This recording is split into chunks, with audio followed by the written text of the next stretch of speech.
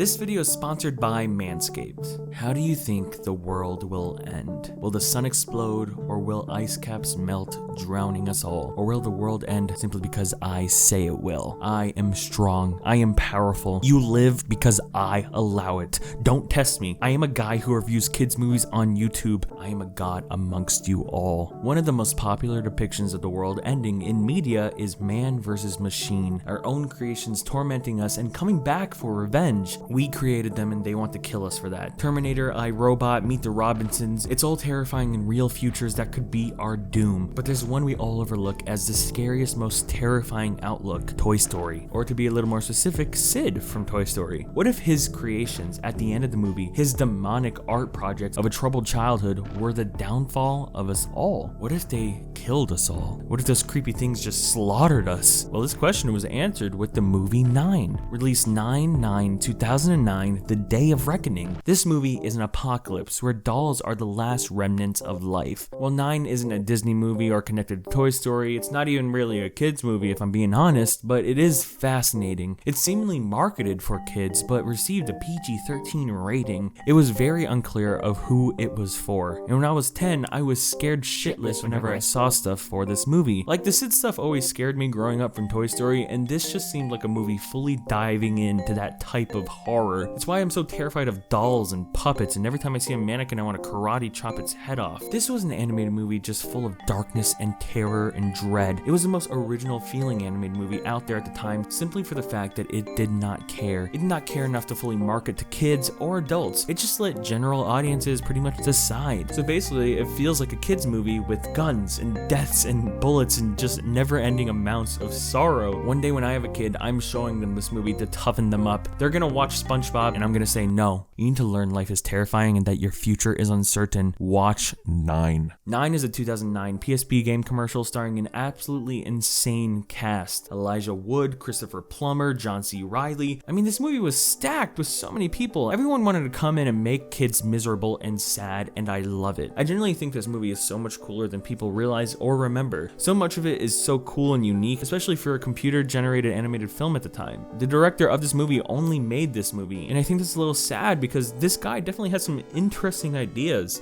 9 started out as a short film, a very short, creepy film with creepy dolls living in an apocalypse, finding things from past lives to fix themselves up or just use. It was very dreary and very creepy, so obviously it's perfect to adapt to the big screen for kids. This movie is just a very interesting experiment of a darker animated movie for the big screen that we just never see enough of. While some movies may get more mature, they never fully lean into something dark and depressing like 9 does, and I think that's why this movie is so special. But you know what else is special?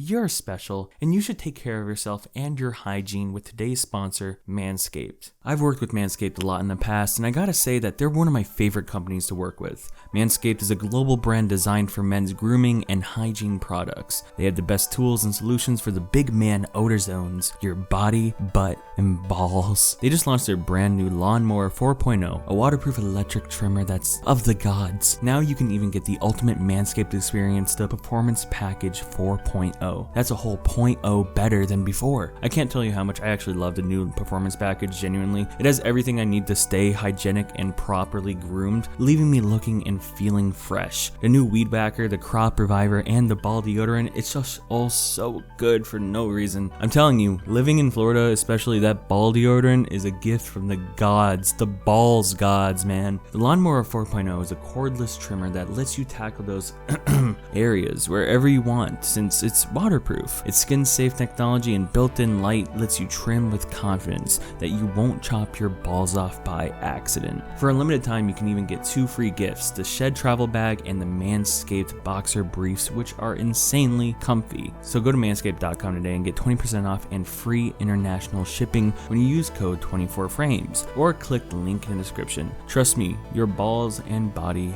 will thank you.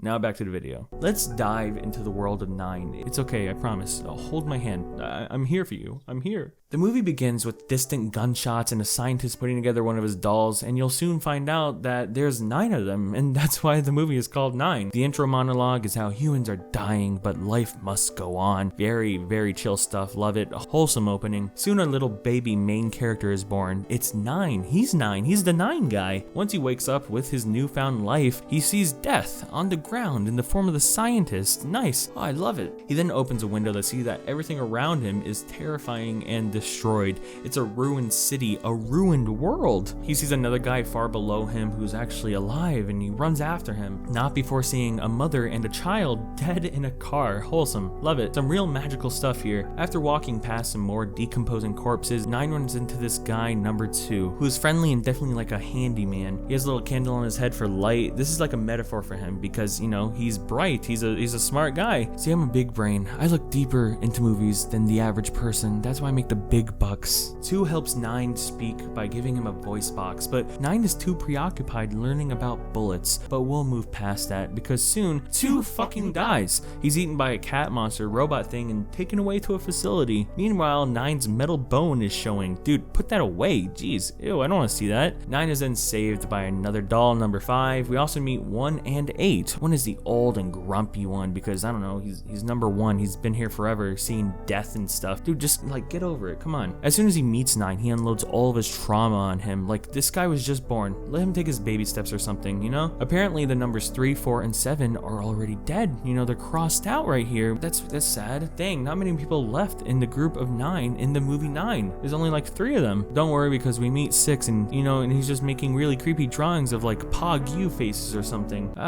Love it. 5 and 9 then venture out to find 2. They travel through like very empty, scary areas. This movie does a really great job of just making you feel cold and alone already. Great stuff. They then find 2 in a cage and battle the skeleton bony cat robot from earlier, but then they're saved by 7, who is alive. Whoa, wait, why did 1 cross their number out? I wonder why he crossed her number out if she's not dead. 9 finds a device that was in him at birth and just randomly sticks it in the first holy seas, leading for 2 to get his spirit fucking ripped out of his body. 9, dude, what the heck? We literally just saved him. We came here to save him and he's dead. Look what you did. This awakens more nightmare fuel of a 30-armed robot now wanting to kill him. Now 9 also has to live with the fact that he basically just murdered 2. You know, it's okay. We all accidentally sucked the soul out of our friends at one point or another. Wait, that came out wrong. It turns out that 3 and 4 are also alive, and we get a documentary film about how the humans actually died. The scientists actually created all of these machines with a dictator, and the machines turned against us. Oh god. 1 doesn't like that they're all snooping around and learning about things, so he tries to put a halt to all of their discoveries, but they're attacked by a bird, a very scary bird. Eventually they tear that bird to literal shreds. Nice. Soon then another machine comes and uses 2's corpse as a way to possess and hypnotize. How cute. I love it. They also stitch him up like some Coraline stuff. Oh, it's great stuff. Totally not feeling terrified right now. 7 and 8 are then kidnapped, leading for 8 to lose his fucking soul. But at least, you know, 7 is saved because she's a hot woman doll. Eventually they all destroy the factory, but, you know, they screwed up because that machine itself is still alive. It grabs 5 and sucks his soul. So, you know, he's dead too. Even scarier than the last couple times because he's just screaming no over and over again. Like, Jesus, dude, I'm gonna start freaking out. 6 also dies and tells him to go back to the scientist. Oh yeah, why did we never think of that before? Maybe there's some answers there. 9 finds a message from the scientist, and it turns out that here's some crazy stuff. All 9 of them are parts of the scientist. They're all his personalities and soul. Each of them, they're all a different personality. And the big machines are simply just his intellect without a soul. That's why it wants their souls, because it has no souls. Oh, deep stuff. This is a crazy revelation, only met with more glimpses of the scientist's decomposing corpse from the beginning. Nice to see him again. I missed him. Eventually 9 goes to steal that device thing from the big robot, but 1 sacrifices himself for him to do it. He does it as a redemption. Good for you, 1. Rest in peace. The device is then used to kill the machine by, I don't know, shooting personality at it. I don't really know how it's working to kill it. Personality killed the beast or something. I don't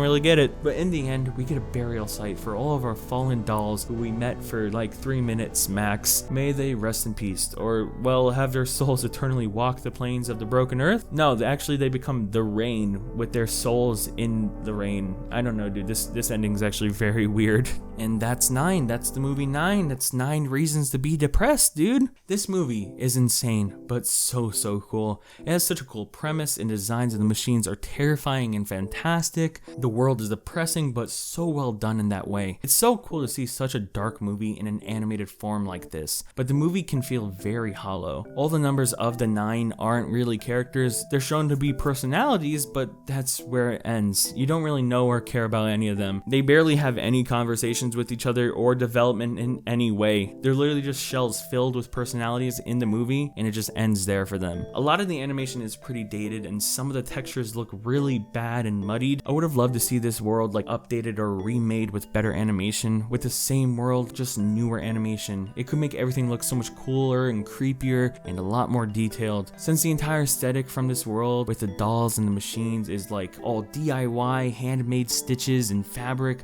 it would be such a beautiful movie made with much more updated animation. But honestly, what they achieved in 2009 only on a $30 million budget for a computer animated movie is pretty good. The darkness, the emptiness, the soul-sucking dreariness of this movie is just so insane to think about. I genuinely wonder if parents took their kids to watch this in theaters, even though it's PG-13, but they probably took them just because of it being animation. I just wish there was more movies that did stuff like this, that tried something different, that pushed the medium in its own way, tackling subjects and showing things that just aren't shown on the big screen in animation. You can have adult animation and R-rated shows and movies, but this seemingly being for kids but not at the same time is just crazy. It's cool. Literally after I show my kid this, he's gonna start smoking and listening to Elliott Smith, thinking about how pointless life is. Why can't all animated movies do that? Imagine if Minions 2, all humans died because Gru invented something insane and Minions were the last little creatures alive. You know, they start battling like sentient fart guns with bananas covered in blood of other minions. Kevin's soul is like sucked out of his eye sockets, and Gru records a message to them saying how sorry he is that he ended the world. I don't know why I just went on like a rant about a minion apocalypse, but yeah, that would be cool. 9. It's a movie featuring 9 characters, 9 personalities, and 9 reasons to cry tonight.